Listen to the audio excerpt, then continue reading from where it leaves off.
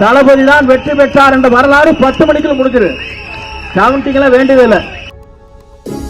திரைப்படத்தில் விளங்கியவர் போற்றல் கூடிய ரஜினி அவர்கள். இன்னும் எத்தனை காலம்தான் ஏமாற்றுவார் இந்த நாட்டிலே, சொந்த நாட்டிலே, நம் நாட்டிலேனார். எங்களுக்கெல்லாம் கழகத்தில் சிறந்த பணிகளை 30 ஆண்டு காலம் ஆட்சி இருக்கிற கழக பொதுச் செயலாளர் அன்பிற்கினி அரிமன்னன் ஆனந்தன் அவர்களே, சிறந்த நிகழ்ச்சியிலே எங்களுக்கு பிறகு சிறப்பான முறையிலே தன் கருத்துக்களை வழங்க இருக்கிற முன்னாள் சட்டப்பேரவை உறுப்பினர், தேர்தல் பிரச்சார குழுவினுடைய உறுப்பினர் அன்பிற்கினி அருமை சகோதரர் பிரபாகரன் அவர்களே, சிறந்த நிகழ்ச்சியிலே அவர் பேச்சை கேட்க வேண்டும் என்று ஆவலோடு அனைவருக்கும் கருத்துக்களை பரிமாறக்கூடிய கழக பரப்புரையாளர், என் நெஞ்சத்தில் நீங்கா இடத்தை பெற்றிருக்கிற அன்பிற்கினி அருமை நாஞ்சில் சம்பத் அவர்களே, கழகத்தின் துணை பொதுச் செயலாளர், ஆற்றல் மிக்க பேச்சாளர் அன்பிற்கினி அருமை சகோதரர் ராஜ்மோகன் அவர்களே,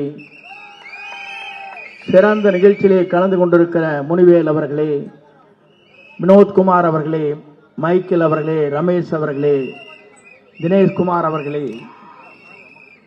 இந்த நல்ல நிகழ்ச்சியிலே கலந்து கொண்டு கருத்துக்களை வழங்கி இருக்கிற அன்பு சகோதரர் அசோக் அவர்களே, நம்முடைய கழகத்தின் தலைவர், எதிர்கால தமிழகத்தை ஆளப்போகிற தலைவர், அவர் நெஞ்சங்களில் நிறைந்து வாழ்ந்து கொண்டிருக்கிற கழகத்தின் அனைத்து நிர்வாகிகளே, அன்பிற்கினிய பெரியோர்களே, தாய்மார்களே, நண்பர்களே, உங்கள் அத்தனை பேருக்கும் என்னுடைய பணிவான வணக்கத்தை முதலில் நான் தெரிவித்துக் கொள்கிறேன். இந்த நிகழ்ச்சியை காணுகிற போது அன்பிற்கினிய அருமையனன் முன்னாள் சட்டப்பேரவை உறுப்பினர் அருமையனன் புரசை பாபு அவர்கள் இந்த பகுதிக்கு பொறுப்பாளராக இங்கே நியமிக்கப்பட்டிருக்கிறார்கள் தேர்தல் களத்தில். அவரை பற்றி நான் சொல்ல தேவையில்லை. அவர் பொறுப்பாளர் என்று சொன்னாலே மற்றவருக்கு சும்மா சொப்பனமாக விளங்கிக் கொண்டிருப்பவர் என்பதை நான் அறிவேன். என்னோடு பயணம் செய்தவர் அவர். ஆகவே அவரை பற்றி நான் கருத்துக்கள் சொல்வதை காட்டிலும் அன்பு சகோதரர் தனிகா அவர்களை பற்றி சொல்லுகிற போது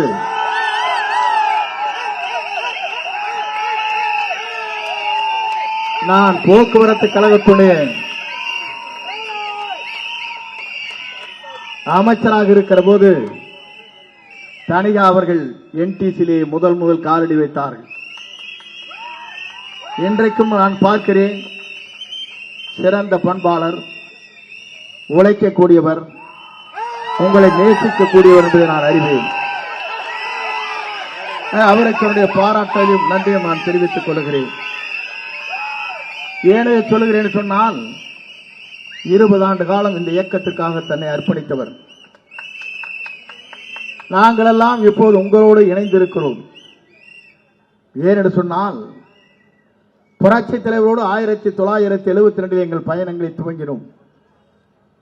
77 26 வயதிலே சட்டமன்ற உறுப்பினராக நான் தேர்ந்தெடுக்கப்பட்டேன்.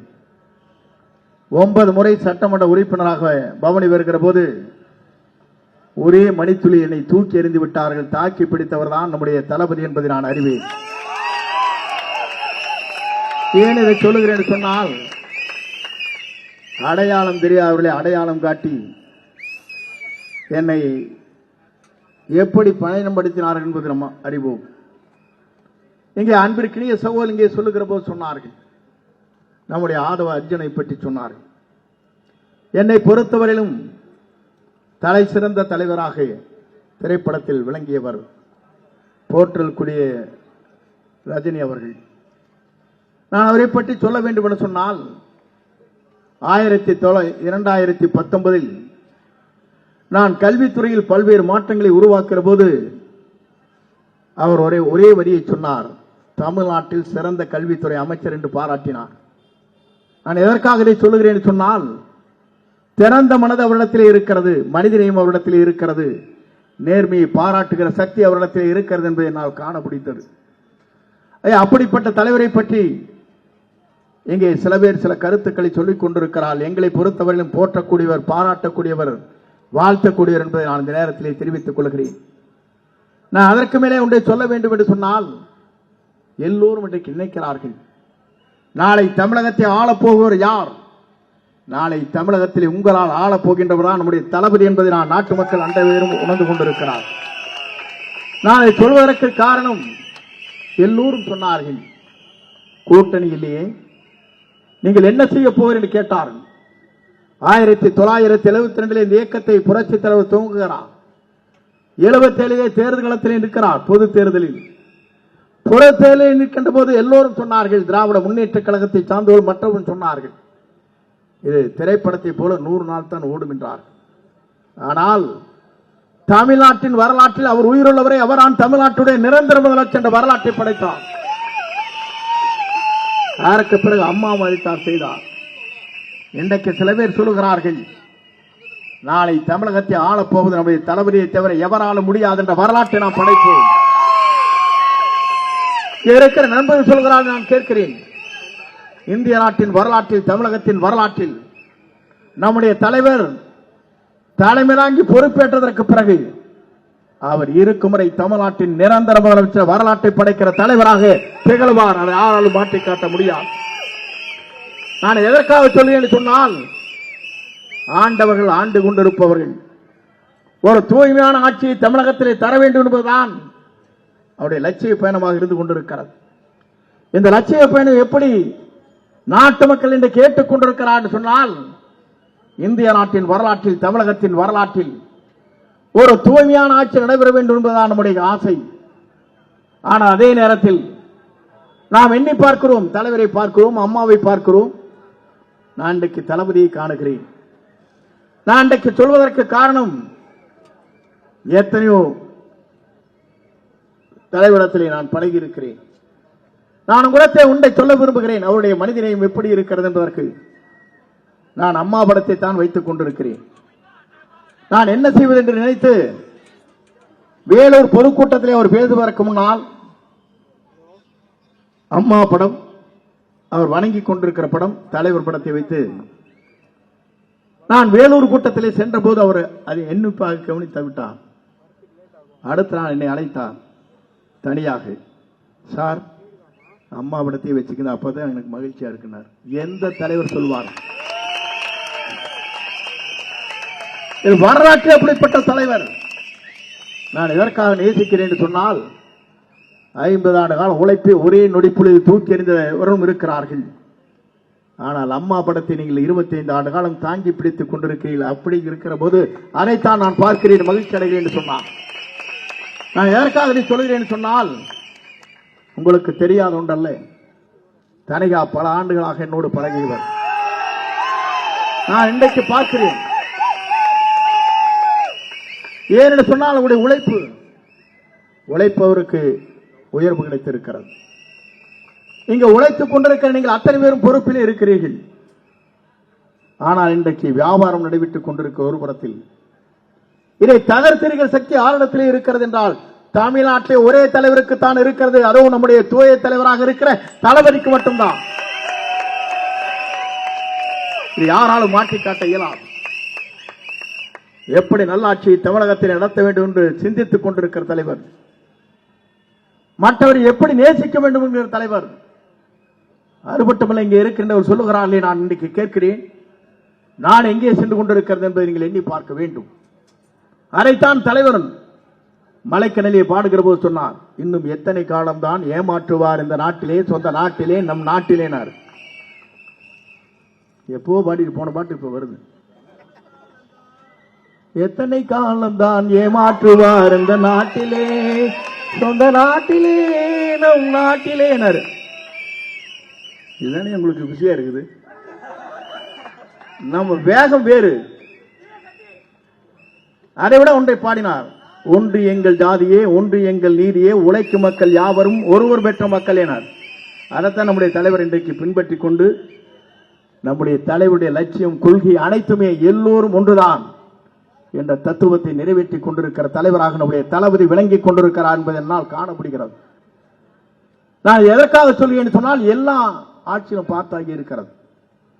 டெல்லியில் இருக்கிற பல தலைவரை நான் சந்திக்கிற வாய்ப்பு அம்மாளால் கிடைத்தது. நான் எதற்காக இதை சொல்கிறேன் சொன்னால், ஒரு தூய தலைவரிடத்தில் நான் இன்றைக்கு வந்து அவரோடு இணைந்து இந்த பணியாற்றுகிற வாய்ப்பு எனக்கு கிடைத்திருக்கிறது. உண்மையிலே இன்றைக்கு நான் சொல்கிறேன், எனக்கு 20 வயது குறைந்திருக்கிறது. நான் எதற்காக சொல்கிறேன் சொன்னால், உங்களோடு இணைந்து பணியாற்றுகிற போது அது தெரியும்.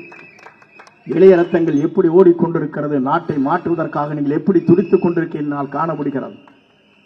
இங்கே பேசுகிறோர் சொன்னார்களே, ஒரு தூய ஆட்சி தமிழகத்தில் வேண்டும். எல்லோருடைய கருத்து இதுதான். ஆண்டவர்கள் போதும் ஆண்டு கொண்டிருப்பவரும் சரியாக இல்லை என்பதுதான் தமிழ்நாட்டு மக்களுடைய நிலை. எல்லோரும் சொல்லுகிற கருத்து ஒன்றுதான். பொருளாதாரத்தில் இன்றைக்கு தமிழகம் பின்தங்கிக் கொண்டிருக்கிறது. இன்றைக்கு தமிழகத்தை பொறுத்தவரை சட்ட ஒழுங்கு சரியாக இல்லை. பெண்களுக்கு பாதுகாப்பு இல்லை. பாலியல் குற்றங்கள் நடைபெறுகிறது. இங்கே குழந்தைகள் கூட நடமாட முடியாமல் தடுமாறி கொண்டிருக்கிற, பள்ளிக்கு செல்கிற குழந்தைகள் கூட போதைப் பொருட்கள் கிடைக்கிறது. இதை முறியடிக்கிற சக்தி ஆளுநத்திலே இருக்கிறது என்றால், மே மாதம் தேர்தல் முடிவு அறிவிக்கின்ற போது அவர்தான் தமிழ்நாட்டின் நிரந்தர முதலமைச்சர் என்ற வரலாற்றை படைக்கிற போதுதான் அது உருவாகும். நான் எதற்காக சொல்லுகிறேன் சொன்னால், ஏப்ரல் மாதம் நம்முடைய தேர்தலுடைய பதிவு செய்கிற நாள் 23. நான் நினைத்து பார்த்தேன். அன்றைக்கெல்லாம் நம்முடைய தேர்தல் காலத்திலே பூத்திற்கு நீங்கள் வாருங்கள் வாருங்கள் என்று நம்முடைய பூத் கமிட்டி அழைப்பார்கள். சலிச்சு போய் 6:30 மணி 7 மணிக்கு வந்து நிற்பாங்க கியூல. ஆனால் இன்றைக்கு நிலையை பார்க்கின்ற போது 4 மணிக்கு நீங்க போய் 10 மணிக்குள்ள ரிசல்ட் போட்டு வந்துருவீங்க. அதுதான் நடக்க போகுது. தளபதி தான் வெற்றி பெற்றார் என்ற வரலாறு 10 மணிக்குள்ள முடிஞ்சிரு. கவுண்டிங் எல்லாம் வேண்டியதில்லை. கவுண்டிங் பண்ண வேண்டிய வேலை இல்லை. மே மாதம் கவுண்டிங் வேலையும் கிடையாது. 10 மணிக்குள்ள ரிசல்ட் நமக்கு தெரிஞ்சிரு. நம்முடைய வெற்றி கழகத்துடைய தலைவர், வெற்றி தளபதி தலைவராக வருவார். அதை யாராலும் மாற்றி காட்ட முடியாது என்ற வரலாறு படைக்கப்படும். நான் உங்க வேகத்திலும் பார்க்க எனக்கே பயமா இருக்கு. எங்க ஓட்டு முதிச்சிருவீங்களே, எங்க ஓட்டு நசுக்கிடுவோம் பயமா இருக்கு. அப்பெல்லாம் ஃப்ரீயா வருவாங்க, ஜாலியா போவாங்க. மேடைக்கு ஆளை பிடிச்சிருந்தா அங்க உட்கார வைப்பாங்க. கூட்டம் வரும். கூட்டத்தில் இருக்கிற எல்லாருமே கடைசியில் இறுதியா பேசுற போது ஒருத்தர் இருக்க மாட்டேன், சேர் எண்ணி பார்த்துக்க வேண்டியதான். ஆனால் அதற்கு 1 கோடி ரூபாய் செலவாகிறது. மகளிர் மகாநாட்டு நடத்த வேண்டும் என்று சொன்னால் 120 கோடி ரூபாய் செலவு கோவையில்.